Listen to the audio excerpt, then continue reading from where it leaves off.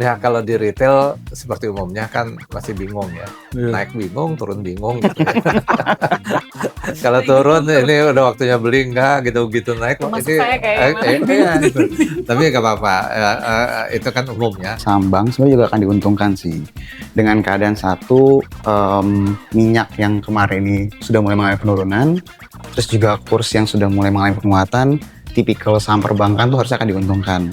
Tapi ada juga saham-saham di sektor seperti metal mining yang sebenarnya kalau kita lihat itu punya opportunity juga cukup menarik sebenarnya. Jadi kayak tipikal saham seperti kayak Antam, Inco, terus atau saham-saham yang memang kena impact penurunan dari MSCI yang sebenarnya secara fundamental nggak ada masalah, dia punya turnaround story, tapi karena MSCI dia kena impact yang besar, contohnya kayak Aman Mineral.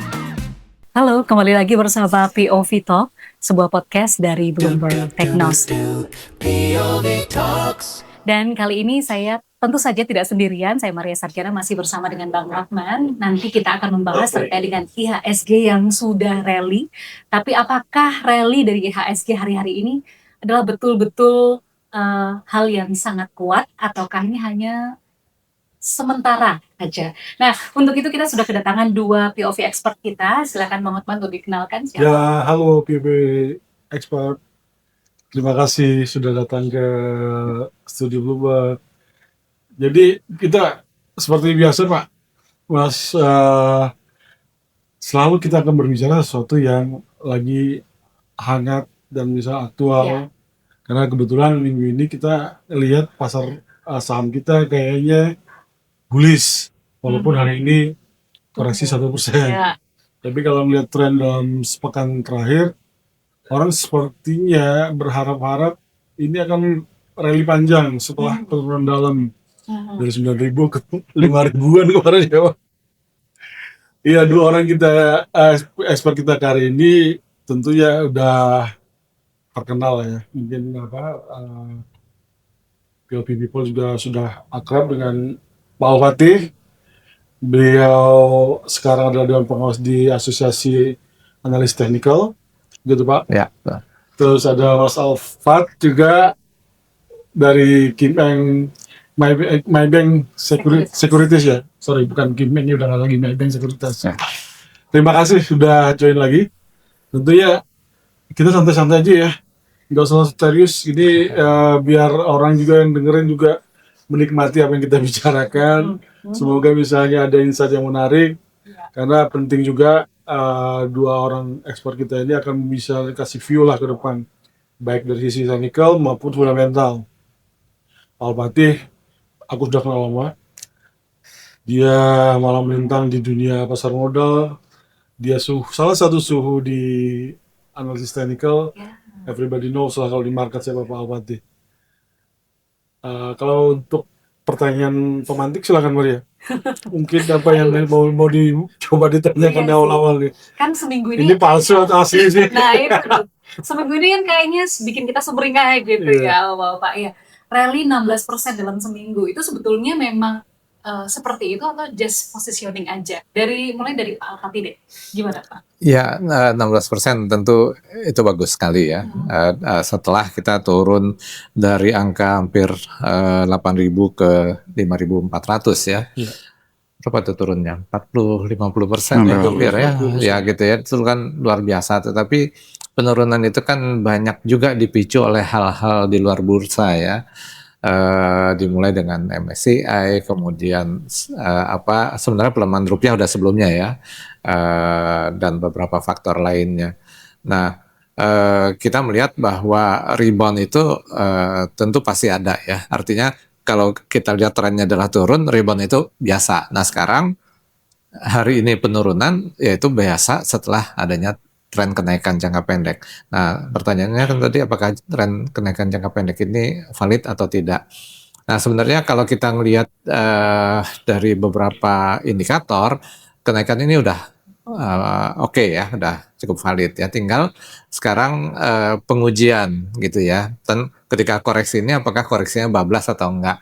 Nah, kalau saya lihat sih mungkin titik penentuannya tuh ada di sekitar 6.000 lah angka psikologisnya ya, karena di angka 6.000 itu kemarin ada gap di sana dan juga di bulan-bulan Mei itu koreksinya di sana. Jadi maksudnya setelah ada penurunan, ada rebound, ada gejolak, lalu turun lagi. Nah sekarang ketika naik, gejolaknya di level yang lebih kurang sama. Jadi memang ada pertempuran lah di area-area ini ya. Baik yang short term ngambil profit maupun mungkin yang masih meragukan apakah ini sudah tren yang naik atau tidak gitu. Oke, sebetulnya sih dari jawaban Pak Al-Fatih kita bisa tarik garis merah gitu ya Bang Ot, ini tuh apa gitu. Tapi aku mau dengar juga dari analisis Mas Fat, gimana? Positioning udah menandakan hal yang positif, yang terus akan jalan kayak gitu. Iya, jadi kalau ngelihat market yang udah turunnya signifikan dari 9 ribuan sampai tadi 5 ribuan sekian, naik sebesar ini jadi curiga ya. Jadi sebenarnya ini naik beneran atau enggak gitu pada akhirnya. Jadi sebenarnya ada beberapa hal yang sangat menarik diperhatikan terutama di bulan Juni ini. Jadi kalau mau ditanya apakah rally ini akan sustain atau enggak, di bulan Juni ini ada beberapa agenda. Yang pertama ada S&P yang lagi nge-review Indonesia. Terus juga kita tahu bahwa MSCI ini sekarang tanggal 18, besok pagi kita akan dengar informasinya terkait interim freeze, terus tanggal 23 tentang status kita, FTSE akan ada rebalancing, jadi ini harusnya udah price in lah di market, dan mungkin di bulan Juli awal kita akan dengar hasil dari S&P itu kira-kira seperti apa, apakah ada downgrade outlook atau dari sisi rating, itu yang mungkin akan mempengaruhi ke depannya. Jadi kalau ditanya, sebenarnya masih ada beberapa agenda yang di depan mata sama beberapa minggu ke depan. Nah, pertanyaannya adalah apakah rally kemarin itu beberapa waktu ini tuh emang benar-benar ada suatu hal yang penopangnya apa enggak sih? Jawabannya iya. Memang ada sentimen yang membaik. Kan terakhir kita pernah podcast, kita pernah bilang bahwa kita nanti akan melihat sell off terbesar. Dan itu sudah kejadian kan. Jadi sebenarnya kan segala sesuatu yang terjadi dalam satu hari, waktu itu sempat kejadian waktu rebalancing itu 50 triliun transaksi, itu berarti kita bisa bilang sell off terbesar dalam satu hari itu sudah lewat. Terus sentimen dari dalam negeri berangsur-angsur membaik. Beberapa inisiatif dari pemerintah akhirnya bisa bikin rupiahnya menguat kembali. Nah, yang bersyukurnya lagi nggak cuma dari dalam negeri. 2 atau mungkin 3 hari yang lalu, Donald Trump bilang yaudah yuk kita baikan sama Iran. Itu salah satu sentimen yang sangat positif sekali ya sebenarnya dari sisi global. Jadi kalau ditanya dibuka ya kalau Hari ini betul. sih, Hari ini tantangannya iya. dibuka. Jadi kalau misalnya tanya apakah rally kemarin itu memang ada sentimen pendorongnya, jawabannya iya. Apakah akan sustain atau enggak, kita bisa lihat dalam beberapa waktu ke depan. Oke, jadi masih harap-harap cemas juga sebetulnya. Tapi kalau kita melihat kan hari ini sebetulnya RDGBI juga menentukan BI rate baru ya. Meskipun waktu kita bicara ini belum dikeluarkan. Belum diumumkan. Ya. Kalau itu nanti misalkan tahan suku bunga atau dinaikkan sedikit, gimana? Kira-kira dari Pak Al-Fatih deh, gimana itu? Akan mempengaruhi ke IHSG? Pengaruh suku bunga tentu pasti ada ya, dan kalau kemudian dinaikkan atau tetap barangkali tergantung konsensusnya, pendapat perhatian orang seperti apa.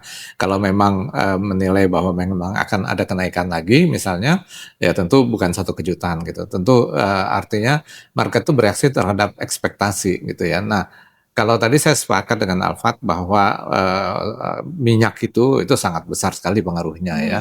Dari yang angkanya sekitar 110-an US dollars, sekarang udah 77 dan perkiraan saya sih sampai 70-71 lah gitu ya.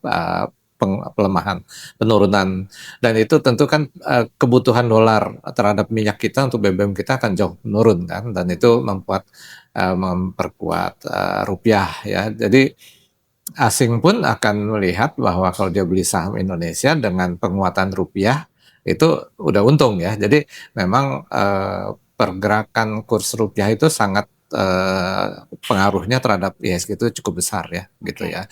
Jadi ini faktor-faktor yang sepakat bahwa memang ada hal positif, termasuk mau pengurangan MBG dan lain sebagainya ya. Itu kan yang juga disorot ya oleh para rating global ya. Oke, Mas Fat nih, tadi kan Mas Fat sempat sebut ya, ada sentimen apa yang membuat IHSG itu kemarin semingguan rally gitu 16%. Nah, tadi juga sempat disebut bahwa soal dana asing, soal modal asing yang keluar, sell off-nya berapa. Tapi sejak Januari sampai Juni, kalau nggak salah sudah 61 triliun gitu ya. Berarti rally kemarin itu ditopang sama domestik atau sebetulnya yang ditopang sama asing yang udah mulai beli lagi di Indonesia, nggak dijual lagi gimana? Oke, jadi kalau misalnya kita lihat tahun ini tuh memang agak berbeda dibandingkan dengan tahun-tahun sebelumnya. Outflow yang memang besar sekali itu terjadi, satu drivernya karena efek dari MSCI. Dan kalau misalnya diperhatikan secara seksama, mereka yang active fund manager, mereka sudah positioning jauh-jauh hari sebelum rebalancing kemarin itu. Nah, kalau yang passive fund, yang hanya bisa bertindak ketika sudah firm pengumuman dari MSCI, dia baru bisa melakukan hal tersebut, itu baru kejadian tanggal 29 Mei. Jadi kalau ditanya, yang tadi seperti saya bilang, yang besar sekali secara outflow-nya sudah terjadi. Kalau ditanya apakah kemarin itu drivernya dari dalam negeri, kelihatannya seperti itu. Karena beberapa hari itu kita bisa lihat net sell asing itu terus terjadi. Cuma yang perlu digarisbawahi adalah ketika terjadi net sell, bukan berarti rally itu tidak bisa continue. Kita berapa kali melihat krisis rally asingnya terlambat. Contoh kayak 2020. Jadi kalau 2020 itu rally terus, tapi net sell asing masih terus berjalan. Kenapa? Ya bisa jadi mereka banyak pertimbangan lah. Jadi asingnya masih net sell bukan berarti rally itu tidak bisa berlanjut. Bang Hot gimana? Aku justru penasaran sama Pak Al-Fatih sih. Kita butuh clue nih. Sekarang kan di IHSG udah 6.123-an ya. Nah, bisa nggak kasih clue Pak? Kalau kita lihat support resistennya di mana nih? Ya. Kalau lihat IHSG sekarang. Ya, kalau tadi kan saya udah sampaikan tentang IHSG itu bahwa kemungkinan adanya koreksi karena dia juga di bulan Mei itu ada koreksi. Nah, titik kritisnya sih di sekitar 5970 ya, jangan sampai ada penurunan di bawah itu.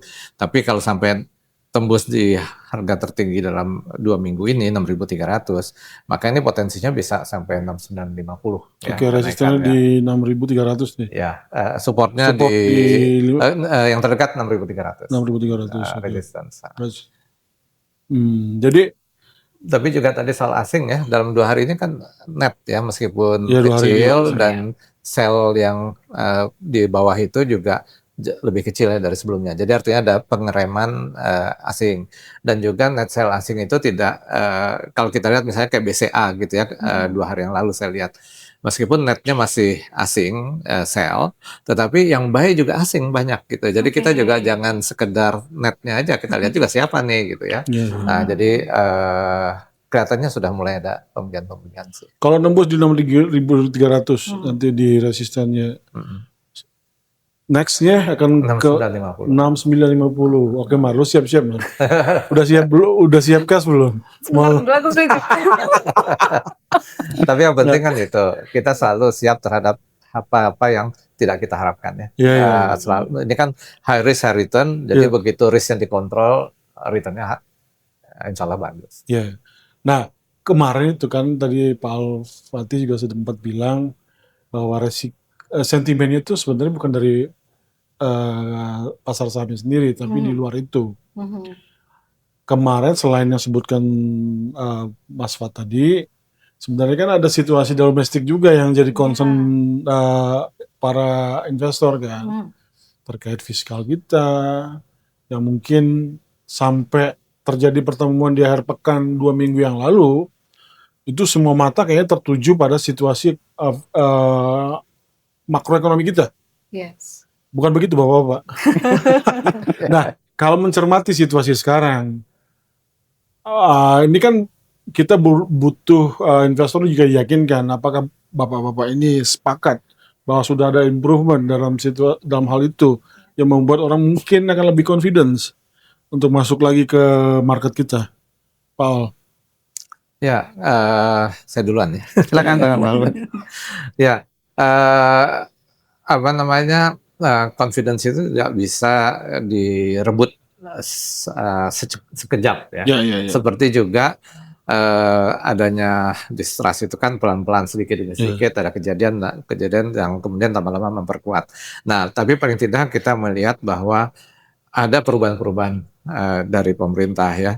Jadi sebelumnya kan ada beberapa pertemuan termasuk yang Sabtu itu ya, di mana DPR mengundang BI dan Kemenq. BI Kemenq sebelumnya juga para pelaku ya dari pasar itu diundang juga.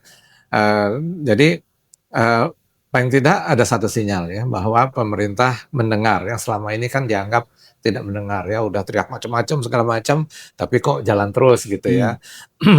Sebenarnya ketika ketua MBG di apa namanya geser, itu juga satu sinyal ya, karena seminggu sebelumnya Purbaya bilang akan dipotong anggarannya MBG, tapi Pak Dadan mengatakan tidak ada dipotong gitu kan. Ternyata kan dia tumbang. Artinya kan memang pemerintah ingin memotong anggaran MBG itu. Itu satu sinyal yang cukup baik, karena kan salah satu yang disorot kan. Berarti itu yang ditangkap pasar bahwa ada upaya pemerintah untuk melakukan penyesuaian anggaran, dalam hal ini memotong MBG yang selama ini jadi concern pemerintah. Dan dari berita-berita berikutnya kan juga nada-nadanya ke sana gitu ya. Jadi dari dalam negerinya itu memang masih banyak sih PR yang harus dikerjakan, tapi tentunya pemerintah juga nggak mau kan terjadinya chaos kan. Jadi apa namanya, terutama Pak Purbaya kan punya indikator sendiri kan, kalau di atas ini chaos nih. Nah tentunya mudah-mudahan didengar oleh tim ya di sana. Mas Wat punya poin sendiri soal situasi fiskal kita atau makroekonomi kita yang mungkin ada improvement di beberapa hari ini? Iya, jadi mungkin yang saya garis bawahi tadi kan udah dijelasin terkait dengan MBG dan yang lainnya. Cuma ada satu hal yang sangat menarik terjadi beberapa waktu setelah pertemuan hari Sabtu, yaitu ketika BI tiba-tiba menaikkan suku bunga. Kan off cycle sifatnya kan. Karena biasanya kan siklus itu kan setiap bulan, ya tiba-tiba di rapat mingguan mereka melakukan kenaikan 25 basis ya. Ya, jadi sebenarnya di sini satu, ketika rupiahnya mengalami pelemahan, salah satu caranya dengan cara menaikkan suku bunga. Karena ketika yieldnya lebih atraktif, kita bisa attract investor tuh balik lagi ke sini sebenarnya. Jadi itu dan tidak ada serangan terhadap kebijakan itu ya. Semuanya everything is okay katanya. Artinya sinyal mereka sudah melakukan konsolidasi. Dan kalau misalnya lihat dengan reaksi currency-nya menguat, kita juga harus mengapresiasi lah apa yang mereka kerjakan. Jadi kalau dilihat dari keadaan sekarang ini, bisa dikatakan apa yang dilakukan pertemuan pada saat itu, beberapa waktu kemudian seperti ada kenaikan yang sifatnya off cycle, itu memberikan sinyal sebenarnya bahwa kita sudah mulai membenahi nih hal-hal yang mungkin dilakukan. Makanya tadi kalau saya kalau bisa menambahkan lagi tadi, mungkin nggak ada kenaikan suku bunga lanjutan, sangat mungkin sekali. Karena buktinya untuk bisa menahan ketakutan-ketakutan selama ini, terus rupiah sudah terdepresiasi, ya salah satu yang dilakukan sama BI dengan melakukan kenaikan bunga di off cycle itu. Tapi pasar nggak menghitung efek yang ditimbulkan ketika BI rate naik terlalu cepat seperti itu, karena ya satu sisi ini kan kayak dua mata pisau ya, instrumen ini ya, dipakai pada saat yang tepat berguna, tapi di sisi lain dia akan punya mudarat yang banyak sekali terutama buat kita lah konsumen, karena semua KPR pasti akan naik, adjustment terus kredit apapun akan naik rate-nya. Menurut Mas Fat gimana tuh? Iya, yang namanya kebijakan pasti nggak ada yang selalu diuntungkan semua ya. Dari secara jangka pendek, menjangka panjang. Cuma kalau dilihat dari keadaan sekarang, kalau dari sisi, saya ngomongnya dari sisi pasar, kita kan mau lihat kan reaksinya seperti apa. Kita bisa lihat IHSG-nya menguat, rupiah menguat. Jadi memang even kalau misalnya diperhatikan juga yield obligasi sempet tuh yang 10 tahun tuh sampai 7,5 sampai 7,6. Tiba-tiba melemah lagi, jadi bahkan super inverted ya. Iya, inverted yang tahun lebih tinggi. Jadi sebenarnya kalau ditanya secara reaksi pasarnya, kita bisa bilang bahwa ya ini pasarnya favorable nih sama kebijakan ini. Gitu. Nah nanti kedepannya seperti apa, kita akan lihat lagi perkembangannya seperti apa. Yang penting itu sinyalnya gini, market melihat ini sebagai sesuatu yang positif dulu. Ada langkah-langkah yang mungkin dinilai market sesuai ekspektasi nih. Tinggal kita ngelihat seperti bilang Pak Alwati, kita butuh waktu nih untuk melihat bahwa benar nggak kebijakan ini bisa meningkatkan confidence dari investor untuk masuk lagi ke market. Iya sih. Tapi Bapak-bapak, saya pengen tahu dari Mas Fat deh, selaku broker asing, tentu suaranya lebih banyak yang didengar dari investor asing, karena lu kan dari sekuritas asing ya Mas. Mereka seperti apa sih posisinya sekarang, kalau boleh tahu? Ya sebenarnya mungkin nggak cuma asing aja sih. Saya rasa semua investor juga mengalami hal yang sama ya. Iya. Pasti mereka wait and see apakah ada perubahan kebijakan atau tidak. Dan ketika melihat sinyal-sinyal itu ada, yang namanya pasar ya mereka pasti akan, apalagi kalau kita boleh bilang Indonesia dibandingkan yang lain secara valuasi salah satu yang paling murah. Ya. Currency-nya sudah terdepresi jauh sekali dibandingkan yang lain. Jadi Ya. kalau mau ngomong entry point di sekarang pun itu masih murah banget dibandingkan yang lain. Ya. Jadi ketika kebijakan-kebijakan atau suatu hal yang bisa mengirimkan sinyal kuat ke mereka, nggak cuma asingnya, tapi di dalam negeri pun juga, itu pasti akan berbondong-bondong lagi pasti balik ke sini. Saya maksudnya ngeliat dari keadaan ini hanya masalah waktu, dan ketika semuanya ini membaik, saya rasa sentimennya akan berubah secara signifikan. Iya, iya. Ya sih, karena memang ada yang dikerjakan pemerintah juga ya. Betul. Perbaiki fiskal yang diragukan oleh banyak pihak gitu. Nah, tadi kan Mas Fat sempat sebut bahwa kalau dari investor kan masih juga melihat sesuatu gitu. Mhm. Tadi juga disebut IHSG kita tuh udah murah. Nah, kalau sudah murah gitu ya, Mas, ini ya, logika kita aja sih sebetulnya. Kalau sudah murah, apa sih yang gimana ya? Yang bikin gongnya gitu supaya mereka itu bisa balik lagi gitu. Kan ini fiskal udah diperbaiki berarti Iya. gitu. Rupiah udah mulai ya naik walaupun hari ini turun 0,6% gitu ya. Tapi apa yang bikin gongnya supaya mereka itu balik lagi gitu loh, kayak yang dulu gimana? Oke, jadi kalau ngomong yang jangka pendek yang di depan mata, ini sebenarnya pengaruhnya sama MSCI, itu udah pasti. Karena kalau misalnya kita tahu MSCI itu selama mereka memberlakukan interim freeze, tidak akan ada saham-saham yang di-upgrade, bobotnya naik, tapi yang terjadi malah kebalikannya, bobotnya dikurangin atau dikeluarkan. Jadi kalau selama interim freeze ini berjalan, sentimen positif itu akan ketahan. Nah, ini kita akan tahu besok jawabannya. Jadi ini makanya sangat krusial sekali. Setelah itu mengenai masalah statusnya. Nah, kalau ngomongin status memang kita sih melihat kemungkinan sangat-sangat kecil sekali di downgrade ke frontier. Ini kan selama ini ditakutkan sama pelaku kan, sama banyak orang lah ibaratnya. Kalau dilihat sih sejauh ini harusnya kemungkinan sangat kecil sekali. Nah, ketika hal ini tuh benar-benar sudah clear, taruh misalnya di tanggal 18, besok kita dengar interim freeze-nya misalnya nggak diperpanjang, tapi kita statusnya emerging market, yaitu mungkin semua pasar sudah tahu. Cuma ya memang belum ada upgrade aja di Indonesia. Tapi kalau ternyata interim freeze-nya dilakukan secara parsial gitu, jadi misalnya karena kalian sudah melakukan banyak perubahan, ada yang kita toleransi, ada yang enggak, itu akan langsung berubah sih mood pasar. Apalagi kalau interim freeze-nya dicabut. Nah, itu yang akan sangat berimbas sangat besar sekali dalam jangka pendek. Nah, kalau misalnya ditanya gimana caranya biar lebih masif lagi, yang namanya investor itu kan kepercayaannya. Jadi kepercayaan itu butuh waktu. Ketika mereka berangsur-angsur, oh iya bener nih yang dijanjikan terjadi, terus mulai terrealisasi, itu pasti akan bikin mereka akan lebih confidence lagi sama Indonesia. Jadi sebenarnya garis bawahnya waktu. Jadi tunggu waktu. Pak Al, tadi saya agak pengen bertanya lagi lebih lanjut. Tadi Pak Al kan bilang banyak juga variabel yang membuat IHSG kita saat ini kondisinya seperti ini. Nah, kalau kemarin kan FTSE bilang keluarin beberapa emiten tuh ya Pak ya, DSSA ya, NCKL dan sebagainya. Nggak enak disebutkan gitu Bang Maud, gimana ya. Tapi kan itu masuk dalam pantauan kita. Nah, seberapa dalam sih sebetulnya IHSG kita, maksudnya terpengaruh ya dengan yang FTSE kemarin. Kalau tadi kan Mas jelaskan besok nih gitu MSCI. Nah, kalau yang soal FTSE gimana?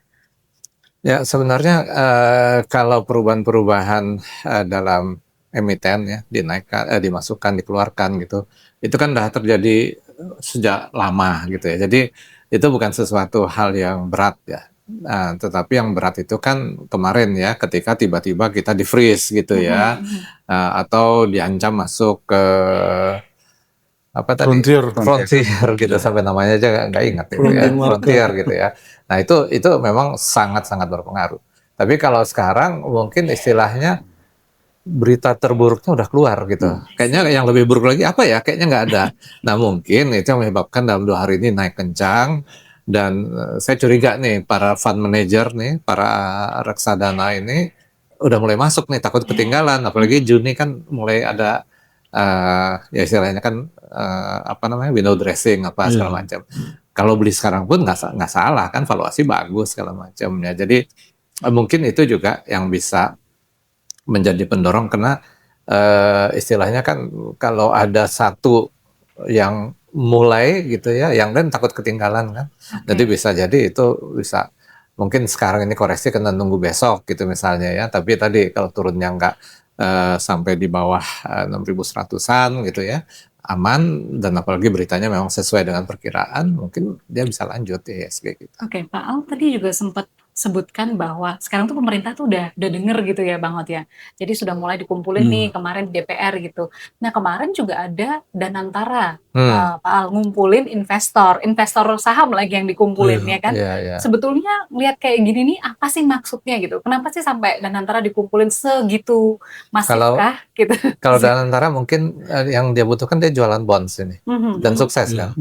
Nah itu juga salah yang satu. 3 kemarin. Iya, iya. Ya, jadi itu juga termasuk yang berita bagus gitu ya ketika dan kalau mereka keluarin datanya kan yang masuk itu bukan hanya fund lokal gitu kan, tapi asing dan asingnya juga dari berbagai benua ya, Iya. Amerika, Eropa, Asia gitu ya. Bahkan kalau kita search itu ada istilah kayak apa namanya? Kayak piala confidence gitu ya. Jadi itu juga mungkin yang perlu kita perhatikan bahwa ketika buruk-buruknya persepsi orang terhadap Indonesia, ini ada bukti bahwa ada hal positif gitu di terhadap Indonesia gitu ya, seperti itu. Meskipun memang sih yieldnya kan lumayan di atas. Gimana Bang? Pak Almati ini kan aktif di berbagai komunitas pasar modal, investor-investor pasar modal ya. Kita pengen dengar sebenarnya suara mereka seperti apa sih Pak? Ngelihat market kita sekarang ini. Ya kalau di retail seperti umumnya kan masih bingung ya, naik bingung, turun bingung gitu ya. Kalau turun ini udah waktunya beli enggak gitu naik Termasuk ini saya kayaknya. gitu. Tapi nggak apa-apa, itu kan umum ya. Ya memang kita harus selalu meningkatkan apa namanya edukasi lah ya untuk mendapatkan ilmu-ilmu ini. Salah satunya kan ini ya POV ini. Jadi apa namanya?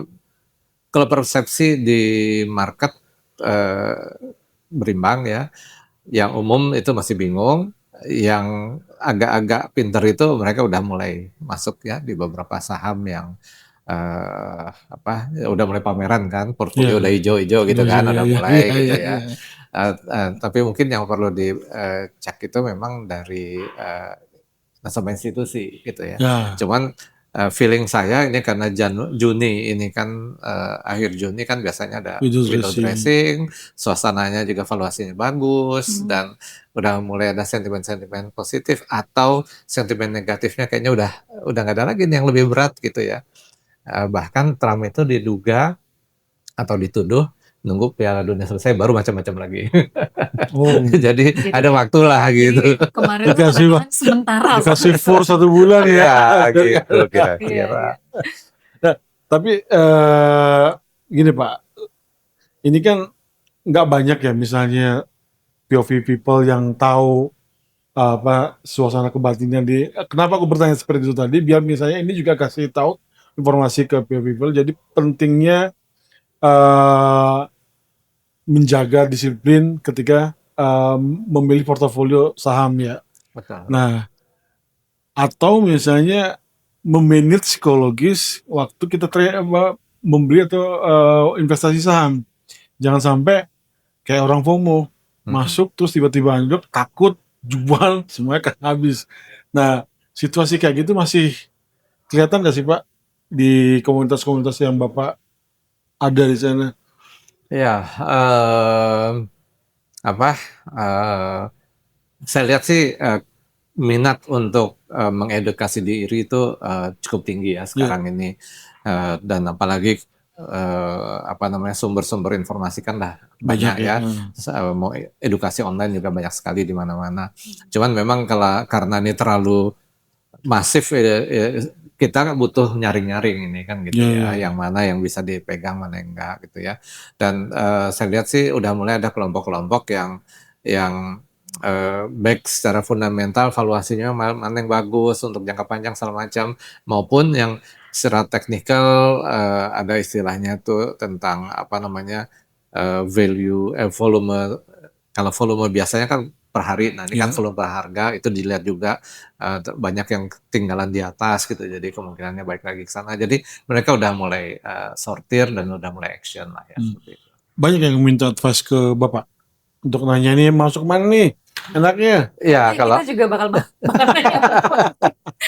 Enggak, kalau beliau memang banyak orang yang nanya. Iya. Aku percaya kalau di banyak orang kadang-kadang suka naik, karena kadang terutama trader yang butuh yang short term itu, dan mereka banyak menggunakan analisis teknikal untuk misalnya manage portofolio mereka, beli, jual segala macam.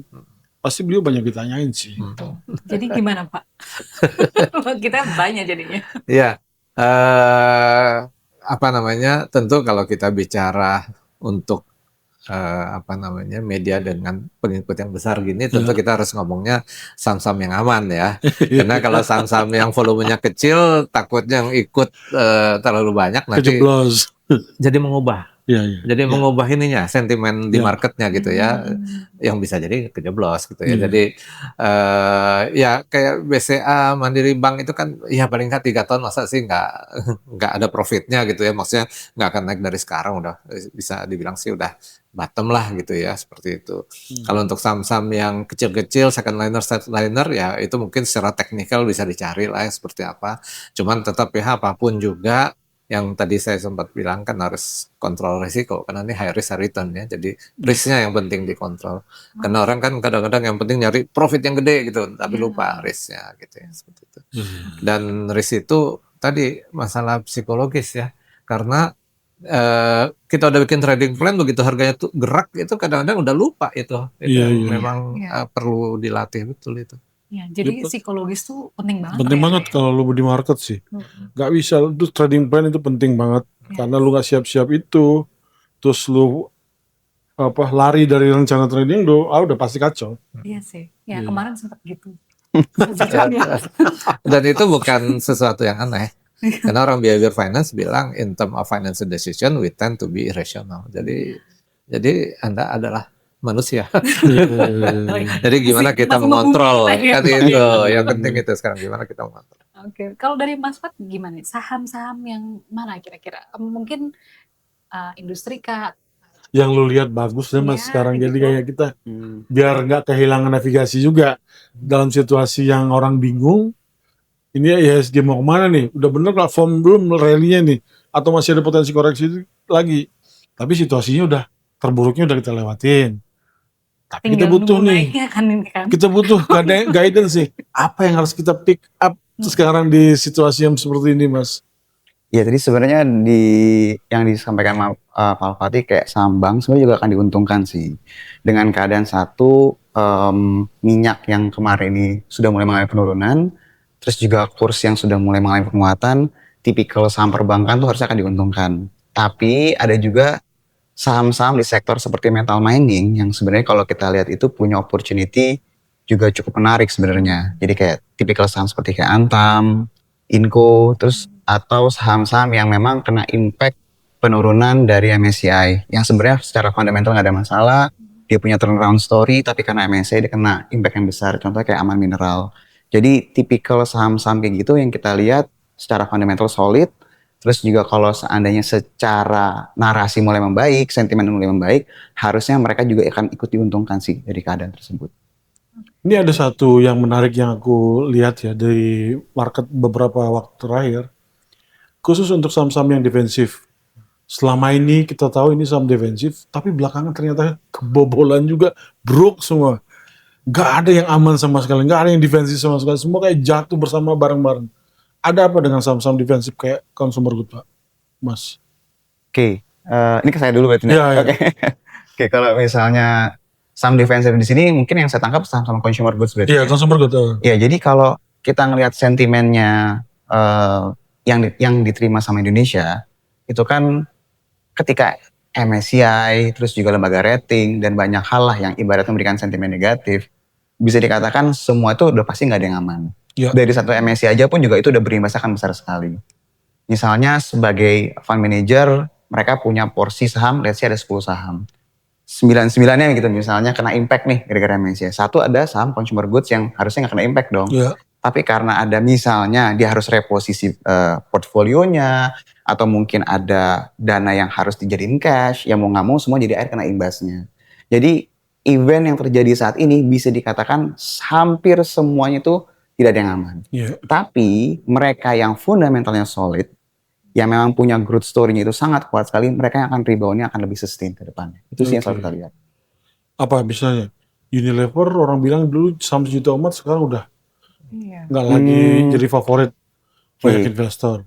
Iya. ICBP yang katanya kalau krisis orang tetap makan Indomie, ternyata nggak juga. Oke. Iya. Makanya itu big cap semua, Mas. Iya, ini menurut research analisa kita ya. Jadi kalau misalnya dilihat untuk Unilever, beda ya Unilever 10 tahun yang lalu. Maksud 10 tahun deh, 15 tahun, 20 tahun yang lalu, sama sekarang tuh beda. Dari sisi satu, growth story-nya udah berbeda. Kalau misalnya kalian, abang perhatiin, mereka itu mulai berubah secara model bisnisnya. Yang memang nggak terlalu bagus, kontribusi ke revenue-nya mulai dikurang-kurangin. Makanya mereka banyak divestasi kan. kalau dilihat kan, ya. Terus mereka mulai masuk ke segmentasi market yang lebih premium. Jadi mereka tuh lagi shifting, betul shifting, dan ibaratnya tanda kutip tuh ngebenahin lah portfolio internal mereka. Kalau ngomong secara kayak ICBP itu sebenarnya juga sama secara growth story sebenarnya masih cukup kuat, tapi memang ketika expand-nya itu di luar Indonesia, problemnya lebih beda lagi kan. Jadi akan banyak hal lah ibaratnya. Pengaruhnya nggak langsung ke bottom line yang di sini. Betul. Jadi kadang rugi kurs dan yang lain itu mempengaruhi juga. Jadi setiap emiten tuh kalau kita lihat yang dulunya kita bilang defensif, udah banyak banget yang berubah secara cerita. Farmasi? Kalau farmasi mungkin kalau misalnya yang paling cukup menarik saat ini KB Pharma. Tapi baik lagi, kita kalau misalnya mau lihat apakah flow-nya akan ke arah sana atau tidak, apakah akan lebih diminati atau tidak, harus ada cerita yang jauh lebih menarik lagi sih kalau misalnya kita lihat. Sekarang sih cara valuasi udah mulai menarik ya, tapi perubahan dari sisi fundamentalnya, dari sisi pertumbuhan revenue-nya, itu yang mungkin akan menjadi salah satu fokus pasar ke depannya sih. Oke, mungkin kita tarik ke atas sedikit, sektoral ya. Kalau Pak Alfati yang lihatnya sektoral ini mungkin yang bisa kita cermati untuk lihat mana ya sih yang secara industri akan kemungkinan akan mulai tumbuh dalam beberapa tahun ke depan, sehingga misalnya orang harus sudah mulai melirik saham-saham ini. Kalau kayak di luar kan orang bilang lagi demam AI semua kan, saham-saham AI gila, terbang kemana-mana. Sampai nggak kira-kira Singapura pun ternyata saham-saham yang terafiliasi dengan AI kemarin juga ikut terbang. Ya.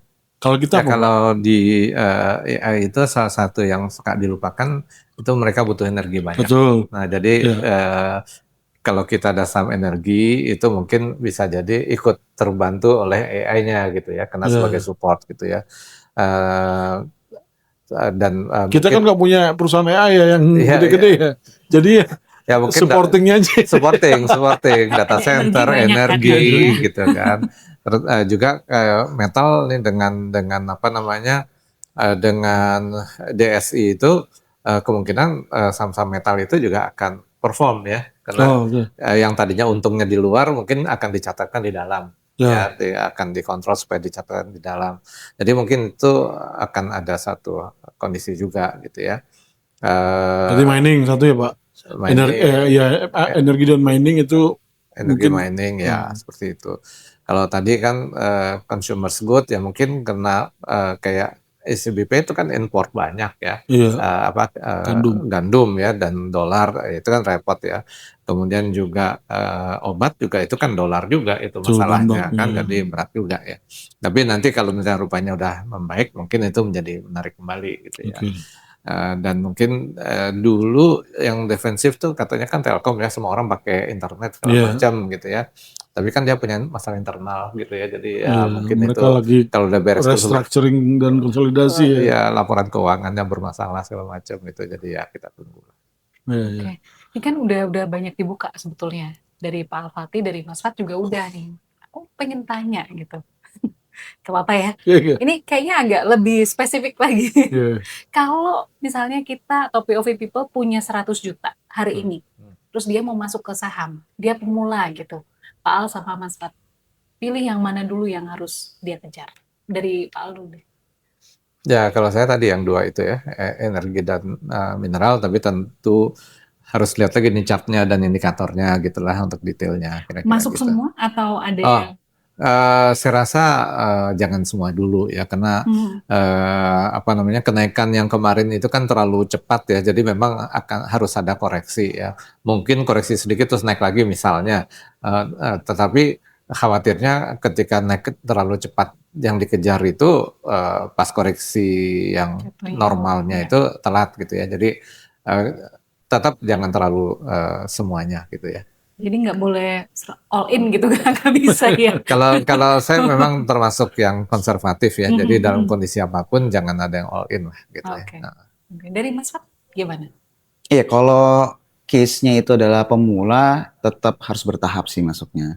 Dan bertahap pun juga setiap orang kan beda-beda ya, profil risiko itu seperti apa. Karena kita nggak bisa pukul rata semua orang itu profil risikonya sama. Mereka yang konservatif sama yang agresif, ngelihat saham turun 10% dalam sehari, pasti detak jantungnya akan berbeda kan. Jadi ketika profil risikonya makin konservatif, dananya bertahapnya lebih sedikit dibandingkan yang agresif. Itu yang paling penting. Terus yang kedua, nggak usah terlalu banyak di saham. Fokus aja, beberapa aja. 2, 3, atau 4 sudah cukup. Jadi monitoringnya itu lebih bisa fokus. Nanti ketika misalnya sudah melewati fase, oh udah mulai untung nih, taruh deh dananya tadinya awalnya 10%, bertahap jadi 20%. Jadi pelan-pelan belajar tapi juga ngerasain. Karena psikologis itu kan nggak bisa dipelajarin kan, jadi harus dirasain sendiri. Spesifik. Lu udah punya 100 juta Mas. Buat Waktu itu pun butuh tahu gitu. Iya sih. Menarik. Sekarang nggak cuma lu Mar. Ini baru 2 hari yang 2 hari inilah. Jadi ada saudara saya, mungkin masih kerabat dekat lah. Tiba-tiba ini orang nggak pernah ngomongin soal investasi saham sebelumnya dengan saya. Padahal dia tahu saya pernah sharing soal saham. Tiba-tiba kemarin dalam 2 hari ini, Bang, gue punya uang segini nih, mau masuk di mana? Tiap hari kemarin dia masuk. Artinya memang banyak orang yang seperti itu di luar sana. Ya, melihat bahwa ini ada momentum. Itu satu. Kedua, mungkin dia mau investasi di real tuh bingung semua. Bingung semua. Lagi susah semua kan. Iya. Dan ini terlihat sebagai sebuah opportunity karena ngelihat udah murah. Ya tentu mimpi menjadi seorang yang multi bagger itu multi banyak investor ya. Jadi karena melihat dari situasi yang udah bottom, ekspektasi naik berkali-kali lipat nanti ya investasinya sekarang. Tapi tentu bukan begitu kan, Bapak-bapak. Mungkin bisa dikasih sedikit advice Mas Alfat. Ya, jadi sebenarnya yang membuat fenomena itu terjadi, salah satu faktor itu datang dari sosial media. Ya, itu yang membedakan 15-20 tahun yang lalu. Sekarang itu tadi kita tuh gampang banget untuk informasi, terus semua orang itu kalau lagi marketnya hijau semuanya kasih lihat portfolio mereka bagus, ketika turun semuanya diem. Nah ini yang sebenarnya faktor-faktor yang bikin orang FOMO ini yang bahaya sebenarnya. Jadi kalau misalnya ada yang kerasa, oh pengen nyobain deh investasi, terus mungkin ke-trigger karena social media, ada baiknya identifikasi dirinya sendiri dulu. Ya tadi ya profil resikonya, terus nanti kalau memang sudah ada duitnya, ada baiknya bertahap, terus dievaluasi terus. Supaya apa? Supaya itu kalau tiba-tiba marketnya bergejolak lagi, itu nggak pusing. Kalau hijau semua orang happy. Pak Alfat ya udah asam garam di capital market, harus kasih advice nih buat teman-teman POV people. Mereka harus tahu bahwa opportunity itu nggak bisa serta-merta akan membuat mereka menjadi orang yang punya keuntungan berkali-kali lipat di masa depan. Ya, harus wise gitu ya. Ya walaupun ada situasi yang kita lihat berarti sebagai sebuah kesempatan. Jadi ada ungkapan bahwa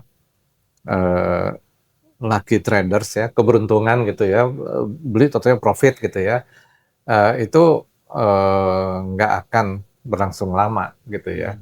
Tapi yang akan menjadi lucky beginner itu kadang-kadang cuma sekali ya.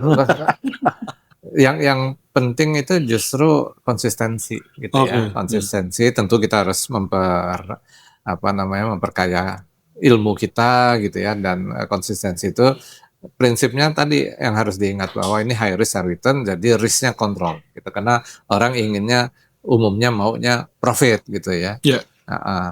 Jadi kontrol di resiko. Jadi ini dari obrolan kita mulai awal nih sampai dengan sekarang, kalau boleh dirangkum melihat momentum saat ini gitu ya, IHSG kita kemarin habis rally segitu banyak gitu, walaupun hari ini lumayan turun ya Bang Ot ya. Iya, heeh. Nah itu gimana dari Aal deh, apakah ini memang momentum yang baik untuk masuk ke pasar modal ataukah udah telat atau gimana? Setiap saat selalu ada opportunity gitu Hmm. ya. Cuman kita selalu tadi ya, saya sepakat dengan Alfat bahwa eh, kitanya seperti apa gitu ya, dana kita, waktu kita.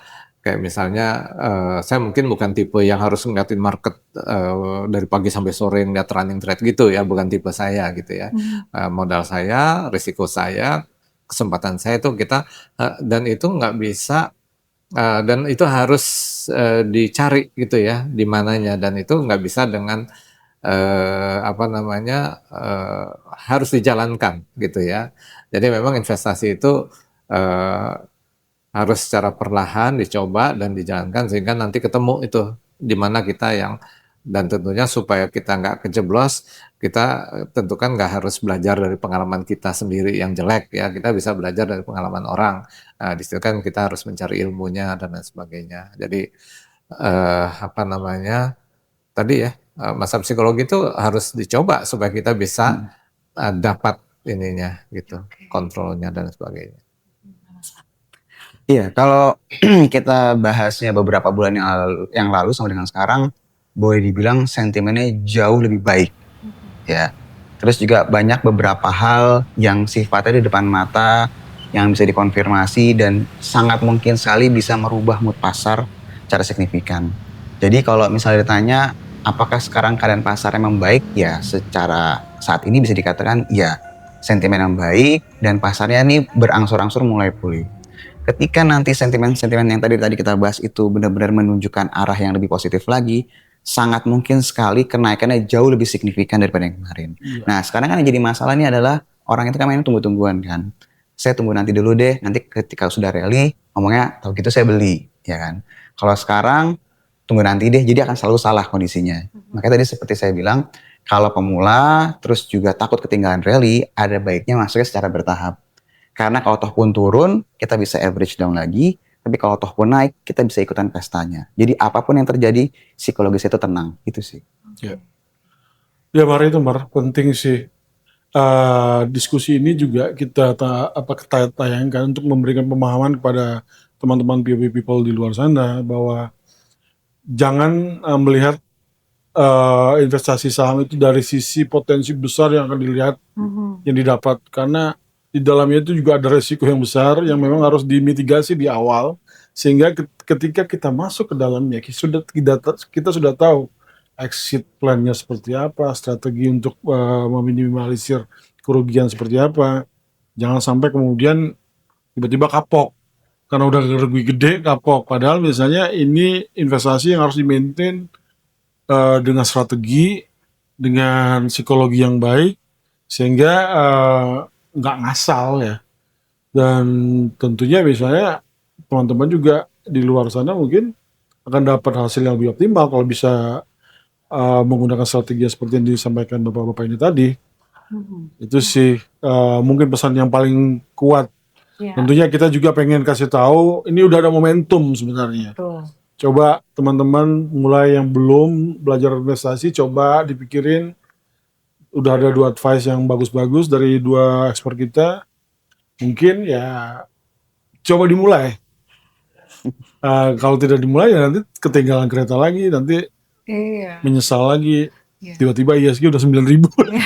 Karena kan tadi kata dua expert kita kan ya, hari ini seperti ini mungkin merah di hari ini, tapi besok itu Karena, bisa kemungkinan naiknya lebih tinggi. 2 expert kita udah bilang, Mhm. semuanya situasinya sepertinya akan lebih baik. Ya, Penyesuaian-penyesuaian terhadap kebijakan pemerintahan juga sudah mulai kelihatan. Kita harapkan ini akan berjalan terus, dan ya sekali lagi kita pasar akan confidence kalau misalnya pemerintahnya memang benar-benar serius nih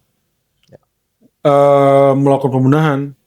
Jadi ekonomi kita lebih baik, everybody juga ngerasa senang dengan situasinya, dan apa yang terjadi sekarang, riuh demonstrasi, situasi politik juga ancaman misalnya inflasi tinggi, karena harga BBM yang sekarang masih tinggi, itu mungkin pelan-pelan bisa teratasi oleh pemerintah. Oh, dan memang Ya sih. sudah dibuktikan kemarin ya, seminggu ada rally. Tadi menurut bapak-bapak di sini nih, Bang Mas, artinya rally itu sebetulnya momentum yang baik, ya, yang nantinya akan kemungkinan besar akan bertambah lebih tinggi lagi, begitu ya, Ya. Pak Al dan Mas Fat, gimana nih kalau tahu? Satu kalimat deh, Satu untuk kalimat menegaskan gitu. untuk sekaligus menutup Mhm. POV Talk kita hari ini, Iya, untuk jadi panduan juga buat teman-teman di luar sana. gimana Pak Al? Ya, market sudah, menurut saya sih udah ada bottomnya kemarin gitu ya, meskipun kenaikan itu kan nggak lurus naik ke atas, pasti ada koreksi-koreksinya. Jadi kita selalu siap terhadap segala kemungkinan, baik yang tidak kita inginkan maupun yang kita inginkan. Jadi jangan kita melakukan aksi beli atau jual, tapi terus habis itu bingung mau ngapain ya. Jadi dari awal kita harus punya planningnya, dan juga tadi juga disampaikan ada sebuah research bahwa portfolio itu maksimal 5 saham. Lebih dari itu sudah tidak efisien gitu ya. Udah turun ininya. Jadi dan itu kita harus mulai gitu ya. Mulai action dan mulai belajar gitu ya, seperti itu. Jangan ditunda lagi. Dari Mas Fat? Iya, kalau kita mau invest di keadaan sekarang dan kedepannya, memang ada baiknya itu bukan beli habis itu ditinggalin. Jadi emang kita tuh diharuskan mengikuti perkembangan saat ini. Jadi tadi seperti saya bilang, sentimennya sudah mulai membaik, dan kalau kita lihat seharusnya banyak hal yang tanda kutip yang sangat buruk sudah terjadi beberapa waktu lalu. Pasarnya sudah merefleksikan apa yang sudah terjadi pada waktu lalu. Seandainya sudah tidak ada lagi sentimen yang seperti sebelum-sebelumnya, ya seharusnya pasarnya akan jauh lebih baik sih dalam beberapa waktu. Oke, terima kasih. Terima kasih. Kayaknya udah lengkap banget nih ya. Ya. Lengkap Karena nggak terasa sudah sejam juga. Iya. Karena